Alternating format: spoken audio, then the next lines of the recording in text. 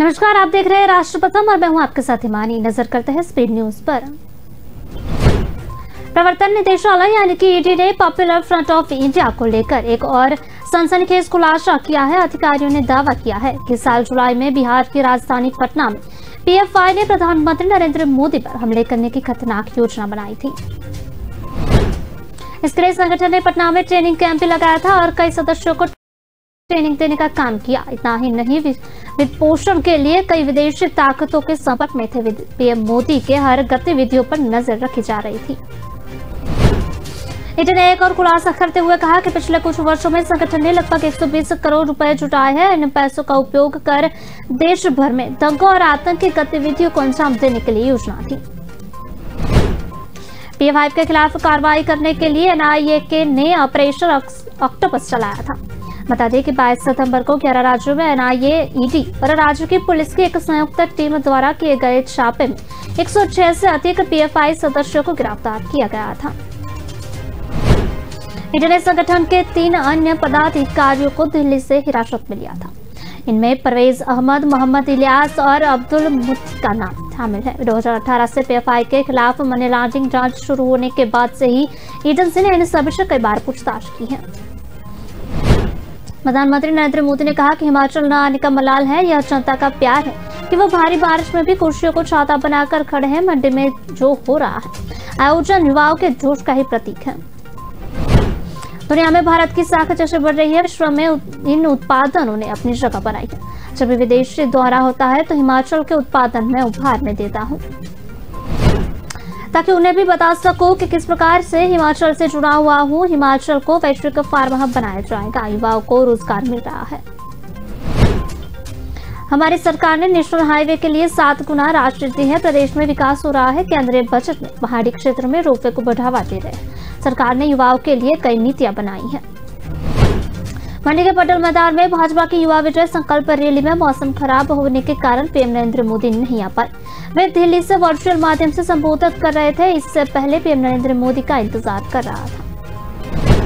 केंद्रीय गृह मंत्री अमित शाह ने किशनगंज में विश्व हिंदू परिषद, राष्ट्रीय स्वयंसेवक संघ और विद्यार्थी परिषद के कार्यकर्ता एवं अधिकारियों के साथ बैठक के साथ बिहार के सभी सांसद, विधायक एवं विधान पार्षद के साथ भी बैठक की। अमित शाह ने शुक्रवार को पुणे में सभा करने के बाद देर शाम किशनगंज पहुंचे, जहां से वह कड़ी सुरक्षा के बीच उन्हें खगड़ा हवाई अड्डे से किशनगंज स्थित एमजे मेडिकल कॉलेज पहुंचे। करीब आधे घंटे के बैठक में के बाद अमित शाह ने बिहार के सभी सांसद, विधायक एवं विधान पार्षद के साथ बैठक की।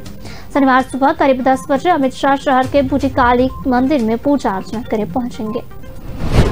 इससे पहले अमित शाह ने पूर्णिमा में आयोजित एक रैली में कहा कि नीतीश कुमार और राजद अध्यक्ष लालू प्रसाद की जोड़ी का 2024 के लोकसभा चुनाव में सुपड़ा साफ हो जाएगा और 1 साल बाद भाजपा राज्य विधानसभा चुनाव में अपने दम पर बहुमत हासिल करेगी। शाह ने आरोप लगाया कि 2020 के विधानसभा चुनाव में कुमार की पार्टी द्वारा जीती गई सीटों की संख्या हमारी संख्या का लगभग आधा थी। भाजपा ने पूर्व में किए गए अपने वादे को पूरा करते हुए मुख्यमंत्री के रूप में उनका समर्थन करके बड़प्पन दिखाया। भाजपा विधायक बरबा बोहन त्रिपुरा ने क्षेत्रीय संगठन त्रिपुरा बूथा में शामिल होने की अटकलों के बीच इस्तीफा दे दिया है। अपने त्याग पत्र में गोमती जिले के कारबुक के विधायक ने विधानसभा के सदस्य के रूप में छोड़ने के लिए व्यक्तिगत कारणों का हवाला दिया है।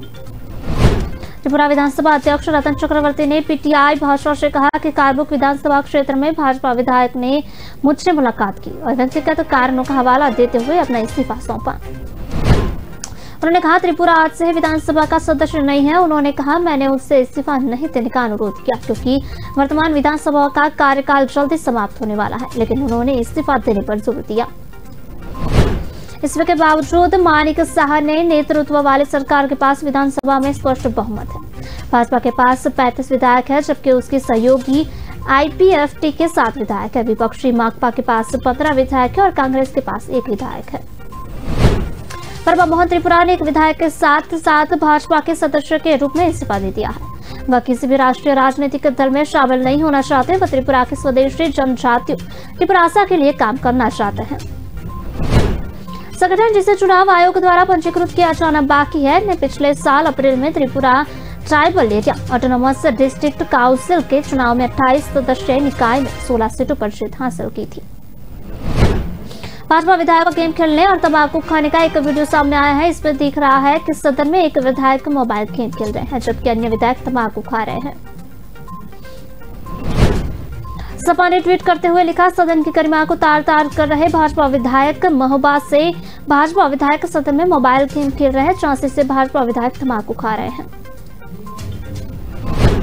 सदन की कार्यवाही के दौरान महोबा से बीजेपी विधायक राकेश गोस्वामी मोबाइल से 3 पत्ती गेम खेलते हुए नजर आए हैं। तभी राकेश गोस्वामी महोबा सदर विधानसभा 231 से विधायक है।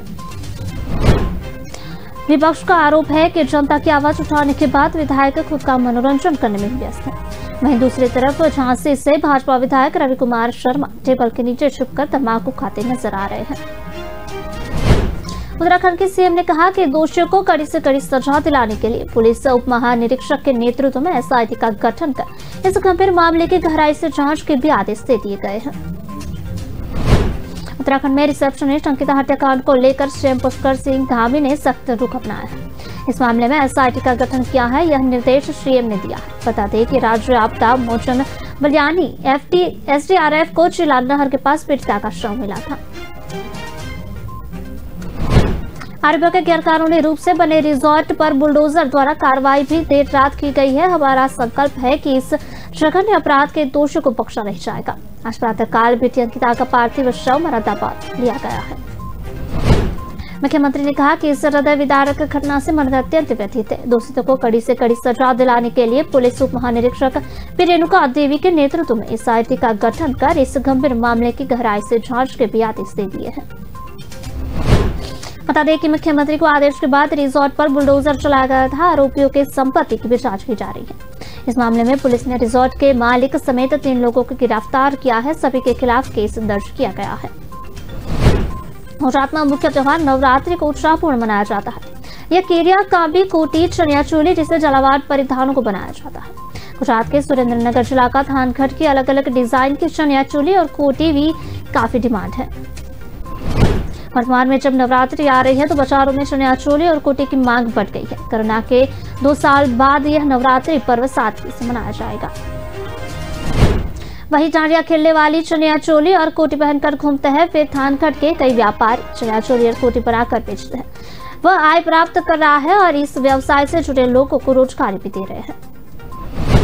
गुजरात में नवरात्रि का एक अलग ही महत्व है, लेकिन झालावाड़ के कपड़े जैसे केरिया काबी कोटी और चनिया चोली को देसी कढ़ाई करके बनाया जाता है, जिसमें कोटी की कीमत 1000 से 5000 तक जबकि चनिया चोली की कीमत 2000 से 10,000 तक शुरू होती है। इसे बनाने में 1 दिन से लेकर 5 दिन तक का भी समय लगता है।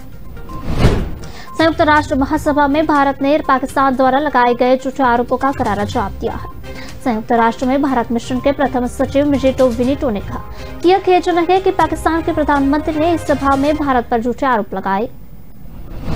अपने देश में चल रहे कुकर्मों को छिपाने के लिए पाकिस्तान प्रधानमंत्री ने इस मंच का खुले रूप से दुरुपयोग किया है। उन्होंने कहा कि एक देश जो दावा करता है कि वह अपने पड़ोसियों के साथ शांति चाहता है, वह कभी भी सीमा पार आतंकवाद को प्रायोजित नहीं करेगा और न ही मुंबई आतंकवादी हमले की योजनाकारों को आश्रय देगा। बता दें कि पाकिस्तान के प्रधानमंत्री शहबाज शरीफ ने इस मंच से कहा था कि मुझे लगता है कि अब समय आ गया है कि भारत इस संदेश को समझे और दोनों देश एक दूसरे से जुड़े हुए हैं। भारतीय राजनयिक मिजिटो विनिटो ने कहा कि पाकिस्तान को भारत के खिलाफ झूठे आरोप लगाने से पहले खुद के काले करतूत के बारे में बताना चाहिए। विनिटो ने कहा कि पाकिस्तान में अल्पसंख्यकों पर अत्याचार लगातार जारी है। अल्पसंख्यक समुदाय की हजारों युवा महिलाओं को अपहरण किया जा रहा है, तो हम इस अनिर्हित मानसिकता के बारे में क्या निष्कर्ष निकाल सकते हैं। उन्होंने कहा कि पाकिस्तान में हिंदू, सिख और ईसाई परिवार की लड़कियों को जबरन अपहरण, फिर शादी और उसके बाद धर्मांतरण किया जा रहा है। दुनिया के अन्य देशों को इसका संज्ञान लेना चाहिए। ये मानव अधिकारों के बारे में, अल्पसंख्यक अधिकारों के बारे में और बुनियादी शालीनता के बारे में चिंता का विषय है। भारतीय उपमहाद्वीप में शांति, सुरक्षा और प्रगति की इच्छा वास्तविक है। भाजपा में शामिल होने के कयासों के बीच उधमपुर के पूर्व विधायक बलवंत सिंह मनोकटिया को आम आदमी पार्टी ने बाहर रास्ता दिखा दिया। आपके चुनाव प्रभारी हररोत श्री बहस की ओर से जारी पत्र में कहा गया कि मनकोटिया गलत बयानबाजी कर रहे थे, जिससे पार्टी की छवि धूमिल हो रही थी। वह पार्टी की गतिविधियों में भी शामिल नहीं हो रहे थे और कार्यकर्ताओं को भड़का रहे थे। मनकोटिया ने आपके फैसले पर प्रतिक्रिया जाहिर करते हुए कहा कि पार्टी ने उनसे धोखा किया है। पार्टी महाराजा हरि सिंह के कार्यक्रमों में शामिल नहीं हो रही थी। पार्टी का कहना था कि इससे कश्मीर में वोट बैंक खराब हो रहा है। मनकोटिया ने कहा कि जम्मू कश्मीर डोगरा महाराजाओं का प्रदेश है, यहाँ प्रवासियों का शासन नहीं चलने दिया जाएगा। मनकोटिया के मुताबिक न तो वह खुद और न ही उनका कोई समर्थक कभी आपका प्राथमिक सदस्य रहा। कुछ महीने पहले वह आप में शामिल हुए थे, लेकिन कुछ दिन बाद उन्हें ज्ञात हो गया था कि पार्टी देश से खिलवाड़ कर रही है। देश भर में अन्य नेताओं की गिरफ्तारी के विरोध में शुक्रवार को पुणे में जिला कलेक्टर के बाहर सैकड़ों पीएफआई समर्थकों ने जबरदस्त विरोध प्रदर्शन किया।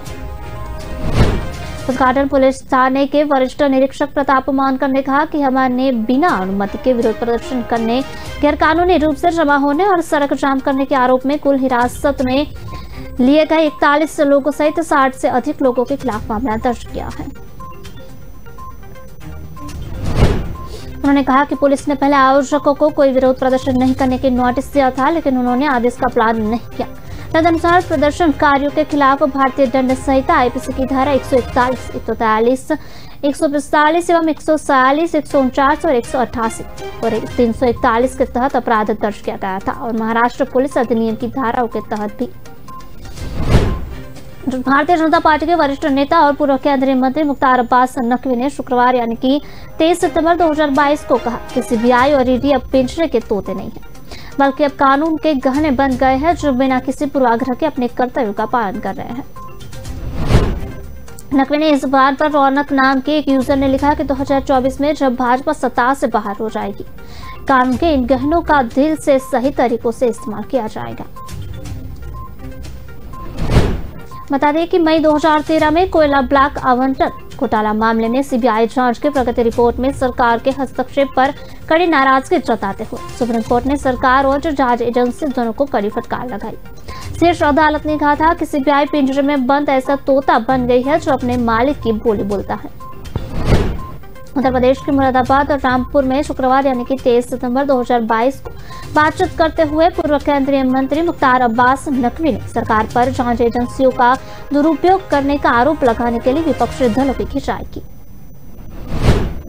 केरल में पीएफआई के हिंसात्मक प्रदर्शनों को लेकर पूर्व केंद्रीय मंत्री ने कहा कि पीएफआई जैसे कुछ संगठन देश में सद्भाव के ताने बाने को नुकसान पहुंचाने के लिए एक आपराधिक और सांप्रदायिक साजिश में शामिल है।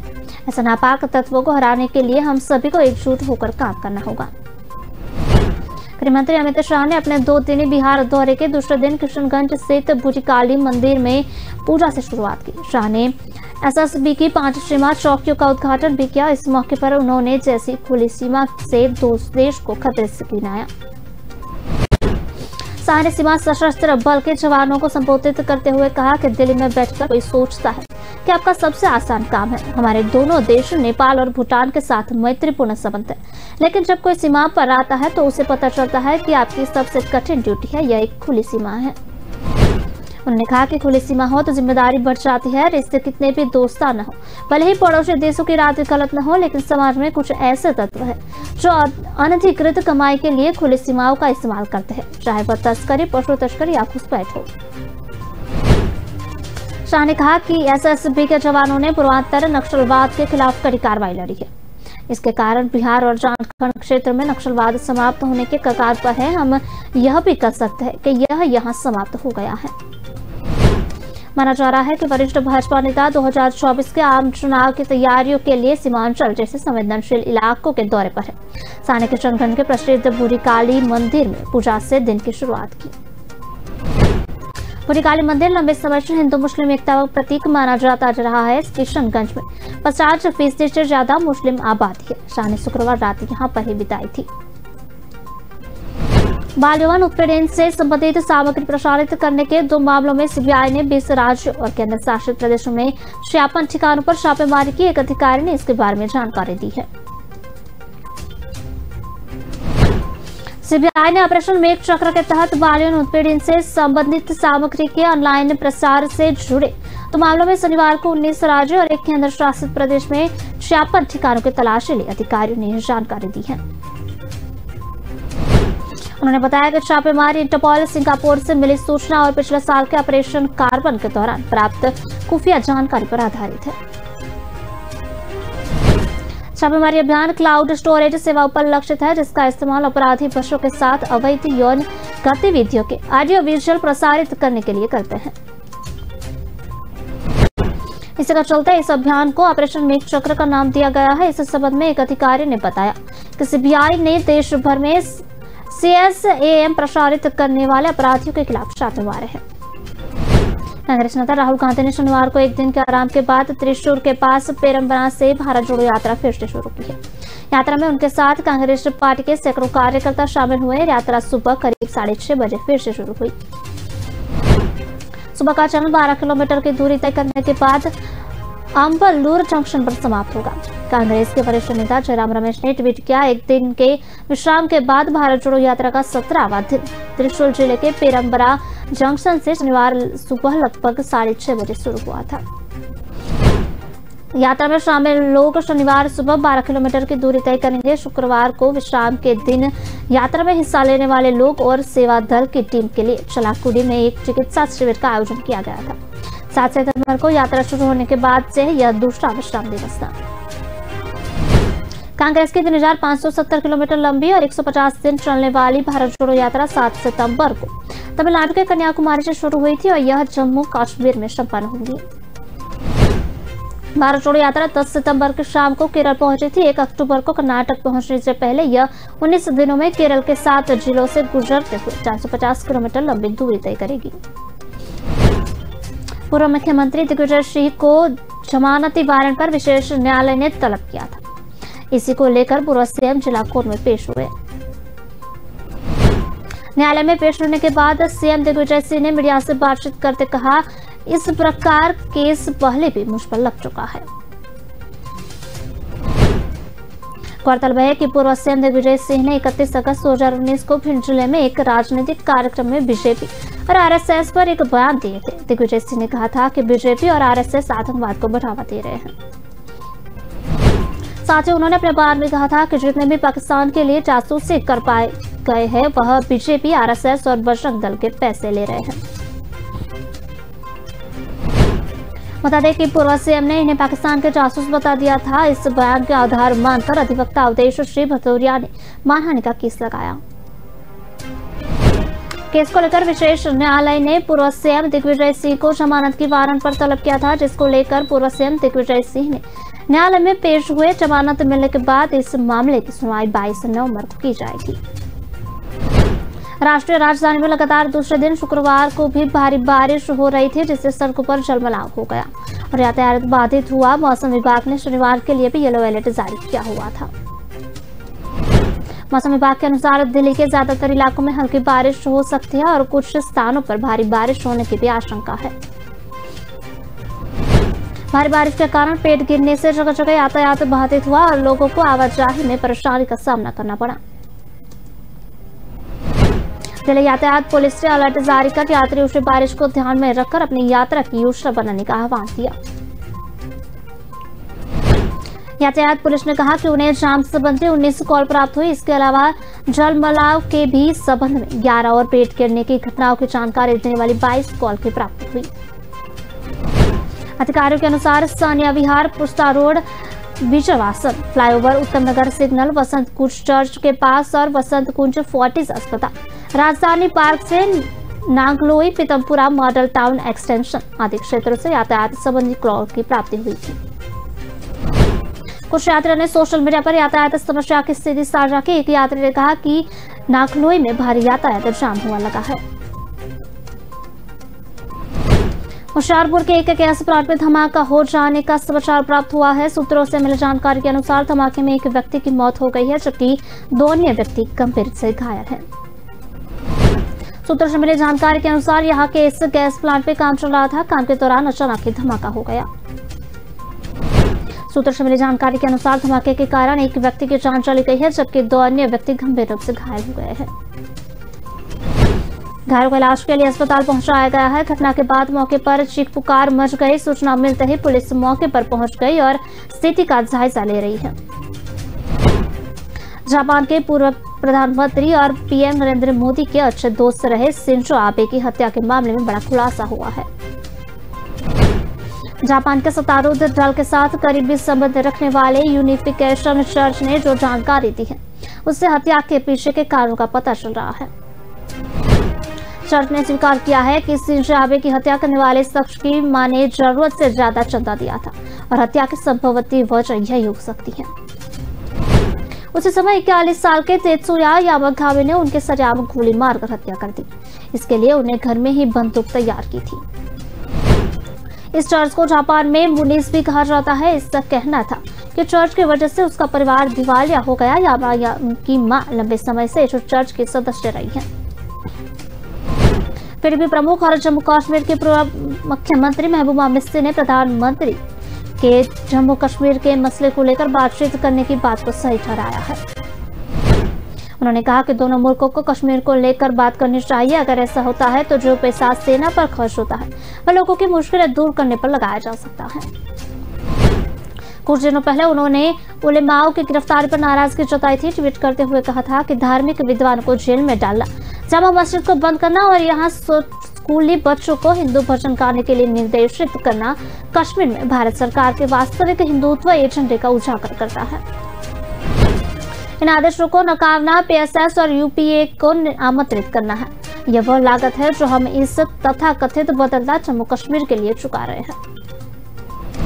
महबूबा ने भी कहा कि उसका क्या हुआ लब पे आती है दुआ बन के तमन्ना मेरी।